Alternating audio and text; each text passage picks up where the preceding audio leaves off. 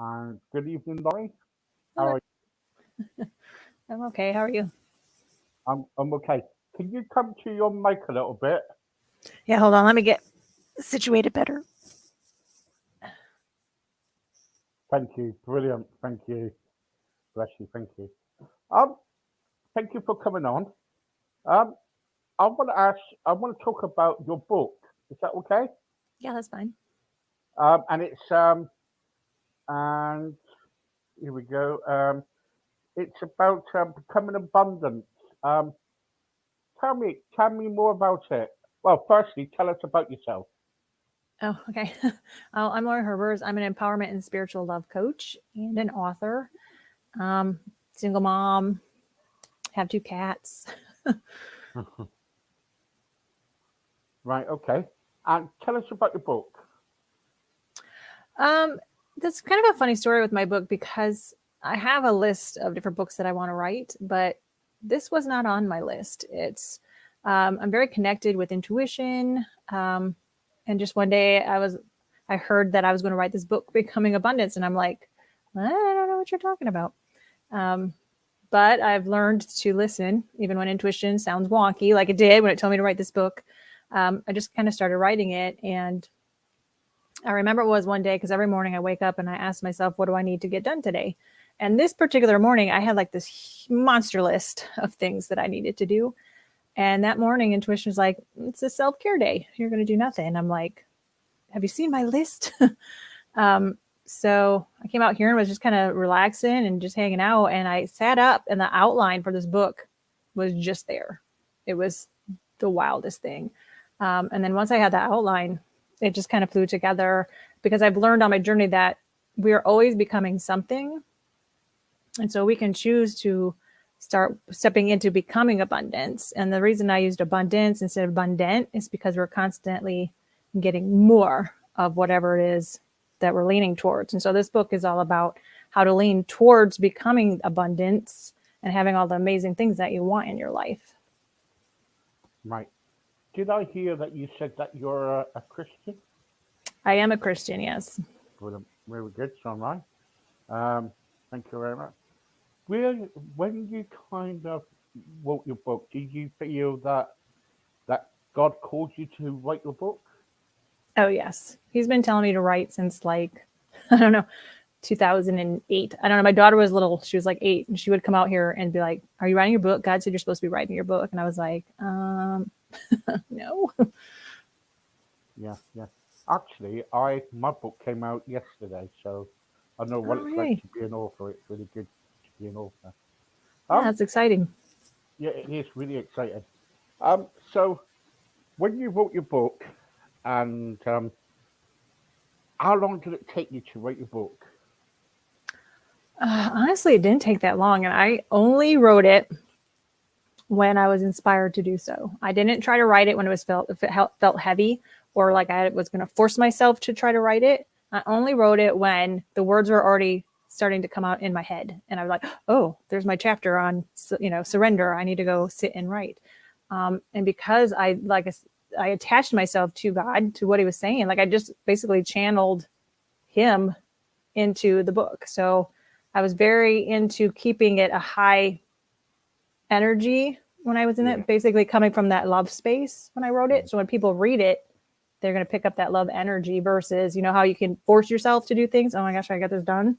I didn't want yeah. that kind of energy in it. So yeah, And I it's only wrote it. And I think maybe it was like maybe 2 months tops. Cause like I said, it was so weird because it wasn't in order of the outline. So he gave me the outline. And then when I would sit down and write, it was not ever in order. And I remember somebody asked me, they're like, how'd you know you were done? I'm like, because I was typing and all of a sudden I heard you're done. And I was like, what? Because I was not at the end of the book because I wrote it completely out of order.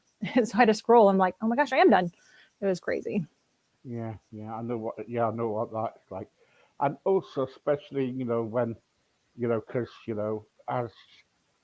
as a Christian, and also sometimes the Holy Spirit like kind of like prompts us to kind of keep writing and everything, and all of a sudden you're thinking, oh, hang up a sec, what am I going to write next?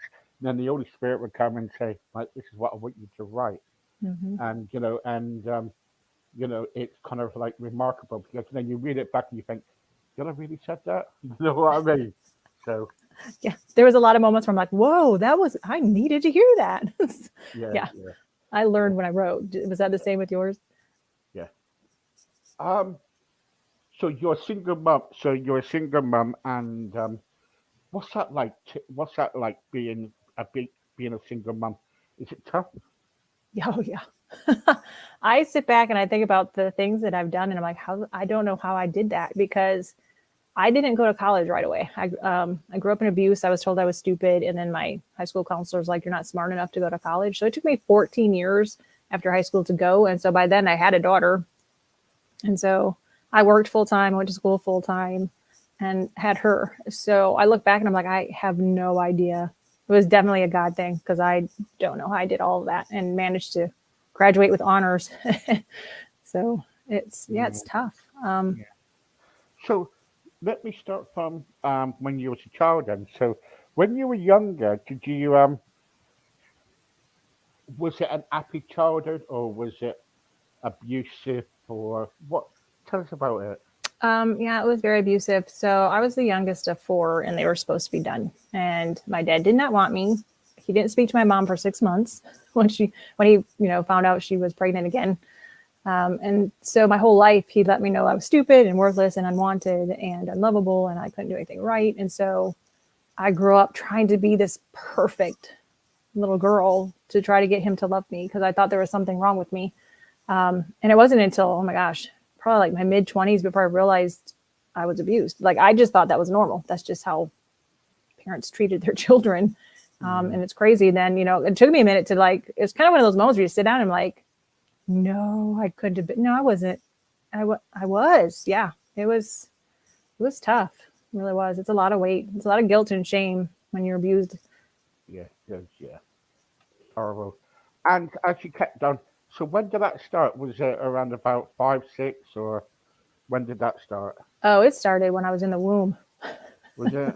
Yeah, he did not know want anything. And it's crazy because I look back all the things like we lived on a farm until I was 5, and I'm the youngest of four. So there was 3 dogs. So guess who didn't get their own dog? Like everything everyone else would get, then I would not get. Right. So, And then so yeah, basically, you were left out. Yeah.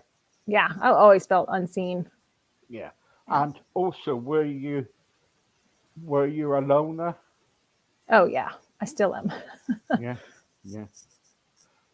And so you went for that. Then you kind of like when did you get pregnant?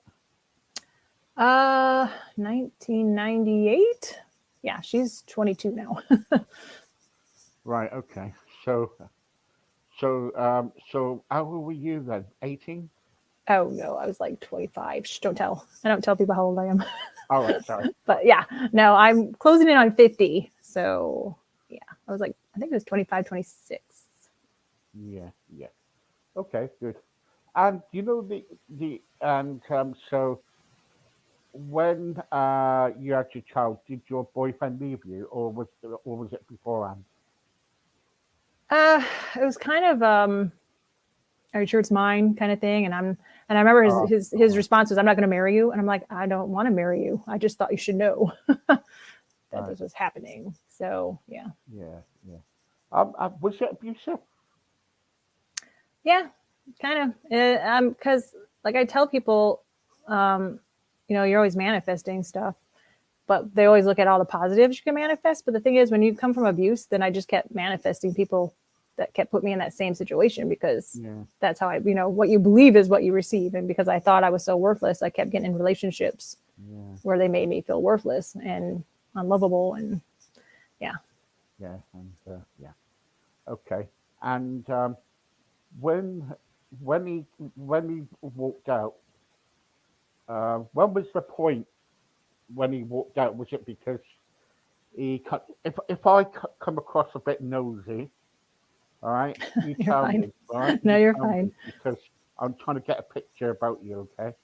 Yeah. Um, when before what was the reason why he walked out? Was he abusive to you, or did you tell him to go? Or It's not like we were actually together.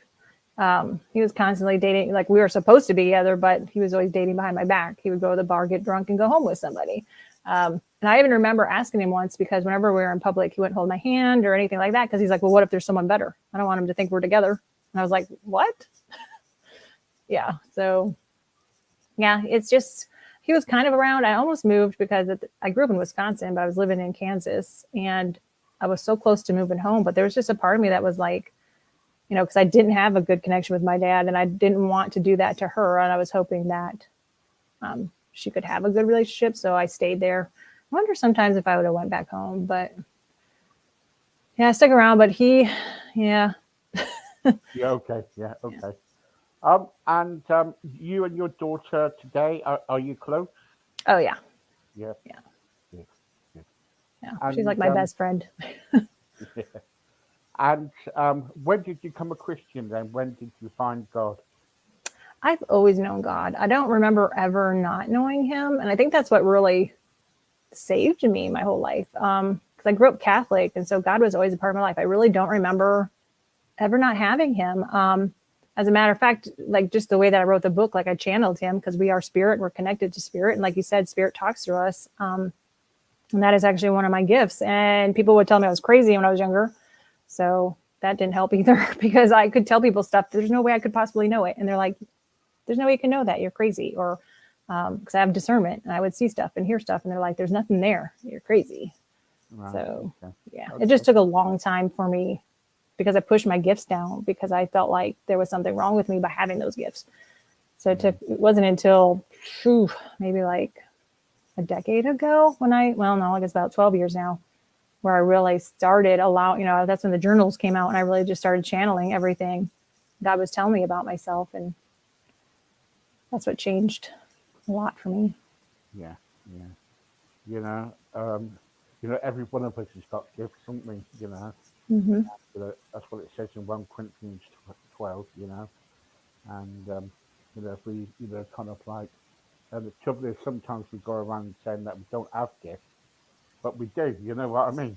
Mm-hmm. And Yeah. every one of us has got a gift. And do you go to church regularly, or are you part of the church?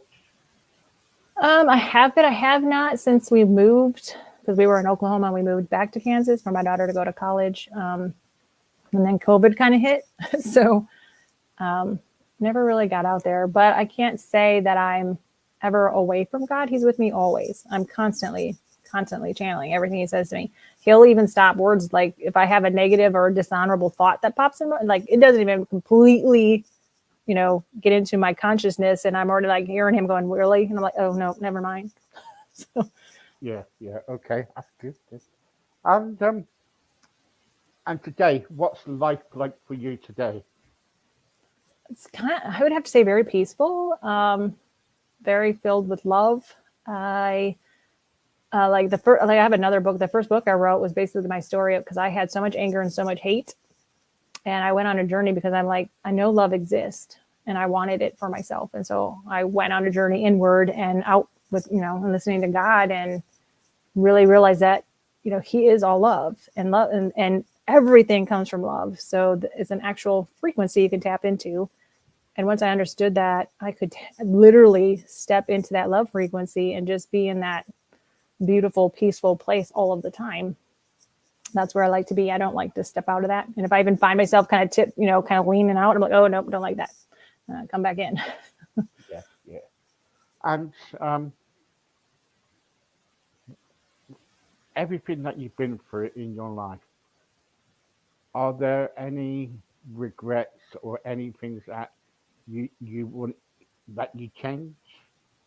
I used to think that way until I really understood that there's no mistakes. There's nothing to regret, because our life is just a journey. It's just a series of lessons and stepping stones. And I talk to my clients about this all the time, about you can't make a mistake. It's just a lesson, and we can use those lessons to step up and over and out. We don't have to be defined. Like, yes, I was abused, but I'm not abused. Like, I'm not defined by it. It was just part of my journey that got me to where I am right now. So no, I can't imagine doing anything different anymore, now that I understand that it's all a piece of me. Yeah. And today you said about your clients and stuff. What kind of help do you do? What kind of stuff do you do with your clients today? It depends on what they need. I have had people, of course, that come from abuse and trauma because I get it, I understand. I've walked through it. I always tell people like I'm proof that there's can get to the other side. You don't have to stay there. I've helped people in their relationships or with jobs or business ideas. Like I said, because I have that connection, I can give people, stuff. God just speaks through me. So basically, I'm His vessel through whom He speaks. So I've been doing that for a really long time. And even funny that you mentioned like church, because I used to be a youth sponsor, and I would tell. He had like my own little group of girls that I would work with, and I would tell them stuff, and they'd be like, "How do you even know that about me?" And I'm like, God was telling me.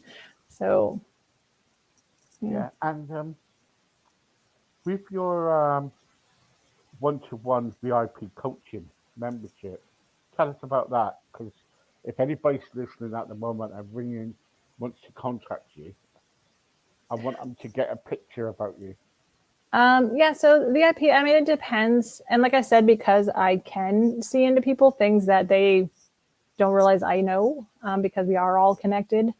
So VIP, it's all about them. Like I tell them, it's not my journey, it's yours. I'm basically your guide to help you get in touch with your intuition, to get in alignment with, mind, body, soul, and spirit, and find your gifts and find your purpose, or get into that fullness of love. Turn your dial into that frequency so that you're living from that space, because you cannot give what you don't have. And so if you're not already filling what I call a love bucket, if you're not overflowing with God's love, you run out. And so that's why I call it a VIP, is because they're very important. Everyone's important. Everyone matters. And I always tell them it's a giant cosmic puzzle, and every one of us is a piece of that puzzle, which means we matter, because there's nothing worse when you put a puzzle together and you're missing the one piece and you're like, well, this is incomplete. Yeah. Without us, each individual puzzle piece, the whole world suffers, because every action we do causes a ripple out through the whole. And so, yeah, that's why it's VIP. Very important. It's whatever it is to get them into that fullness of love, to get them into their purpose, to get them connected to intuition, because we all have that ability to speak with God. We are all His children. He wants to talk to us. He wants that intimate relationship with us. And so, yeah, it's basically whatever they need. I mean, and it might be trauma. We might have to go back into some memories. We might have to do cord cutting, because we do pick up energy. Everything is energy. And when we get into these abusive relationships, we can still be entangled in the energy of it. And so we'll do clearings, we do groundings. We'll do meditations, visualizations. Basically, I am just channeling. And it's crazy because sometimes, like, I think it was just last week, my daughter was having a panic attack, and we sat there and we did some serious energy. And I'm telling her, I said, I've never done it like this before. I'm just following what I'm hearing. And it was crazy how that works, because God knows exactly what they need. And so basically I channel Him to the other person. Well done. And with your book, how is your book doing? Okay. It had a little setback because it was supposed to come out in July, and the cover was kind of messed up. And so it didn't. And so that kind of messed me up, because I had to go, oh, sorry, it's not ready yet. I had to put it off for like another 2 months. So, but I know God has a plan, because the way I look at it is it's His words through me. And so it'll be what it's meant to be. And a lot of people are like, do you really track it? I don't really track it. I got so many ideas, so many other books that I'm writing, journals I'm writing, courses I'm creating. Like, I don't have time to sit and think, oh, I wish that would have done better. Because in the end, it's God's book, and He's going to do what He wants with it. And He wouldn't have had me write it for no reason. That's it, yeah. Back in July, you did a course, Take Back Your Power. Mm-hmm. What was that about? Basically, it's like I said, because we get entangled in other people's beliefs. And so it's a matter of taking back your power, because, like, especially for the abuse, basically I gave my father to my dad because I was so desperate to be perfect. I gave myself away trying to be something that is impossible to become. And so taking back your power is understanding your gifts and understanding how much love that you are, because you come from love. You are the fabric, we're created from the same fabric that created the entire universe, and we're super important. And so it's like taking that back, forgiveness, and cleansing yourself of all those energetic cords that we don't, get rid of stuff that doesn't serve you. Take back your power. It's about understanding, your place and who you are and how important you are. So, because it's a lot different, when I think about the love bucket that I talk about, if you don't have it full and you're going out, throughout your day and you kind of help other people, and the next thing you know, you're empty, you're giving the least of yourself away. Like I talked to my daughter at the time, like I wasn't a great mother back when she was little because my bucket was so empty. She only got the least of me because I had nothing to give, because we can't give what we don't have. And so it wasn't until I understood that I could fill myself with love. It's not dependent on anyone else because I'm God's. I'm connected directly to the source of all love because that's what he is. It's like claiming your place and understanding your worth. Yeah, and second chances, isn't it? Mm-hmm. Yeah. Laurie, thank you very much. That was lovely. Thank you for your time. It's there's loads to know about you, and I'd love to get you back, and because we only touched a little bit of a surface. Is that all right if we can get you back sometime? Oh, sure. Yeah. Just let me know. Okay, then. Bless you. Thank you so much for joining us. Yeah. Thank you so much for having me. Yeah, that's wonderful. Thank you. And how do people contact you, Laurie? Soul Love Legacy, either my name or Soul Love Legacy. My Instagram, Soul Love Legacy. My website, Soul Love Legacy. I have Soul Love Legacy Facebook. I think I have a Soul Love Legacy YouTube channel. And I'm on TikTok as Abundance with Laurie. Brilliant. Thank you very much for joining us, and you take care for now. You too. Thank you.